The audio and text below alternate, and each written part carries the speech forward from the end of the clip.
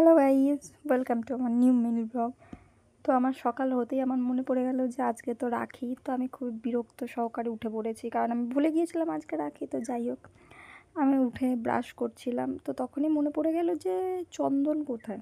ওকে তো রাখি পরানোর আছে, আমি ওকে অনেকক্ষণ ধরেই খুঁজলাম কিন্তু পেলাম না। তো তখন আমার মনে পড়লো যে ও এক জায়গাতেই হতে পারে। তো চলো সেই জায়গায় দেখা যাক সে কী করছে। তো যেমনটা আমি আশা করেছিলাম যে ও ঘরেই থাকবে, তো আমি গিয়ে দেখলাম ও ঘরেই আছে। তো আমি ওকে বললাম যে তাড়াতাড়ি ফ্রেশ হয়ে না, বাট ও কী বলছে এসব।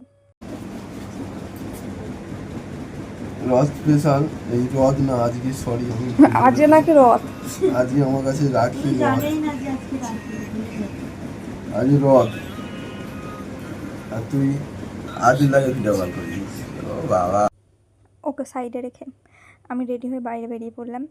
রাস্তাতে গিয়েছিলাম, তো প্রথমে গিয়ে দেখলাম পূজালির আমাদের বাজারটাই পুরো বন্ধ, কারণ এখানে পুজো ছিল যেহেতু।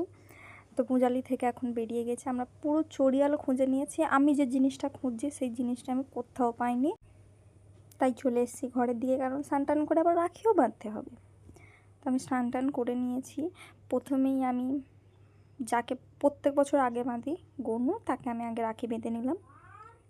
ছোটো থেকে আমি এটাই করছি, আগে গনুকে বাঁধি, তারপরেই আমি দাদা আছে, ভাই আছে, তাদেরকে বাঁধি। তো আমি ওটাই করে নিচ্ছিলাম আগে। তারপর আমাদের একটা নারায়ণ ঠাকুর আছে, ওনাকেও আমি বাঁধি। তারপরে আমি বড়রা আর চন্দনকে রাখি বাঁধি।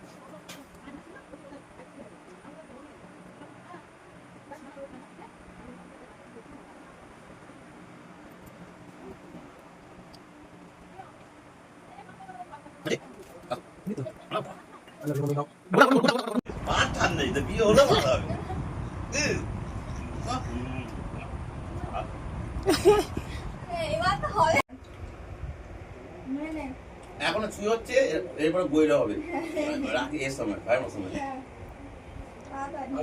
ছাড়া হবে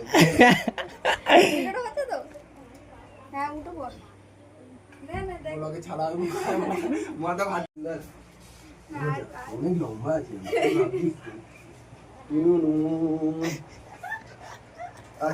ভালো করে দেখতে হবে, ভালো আছে করতে হবে।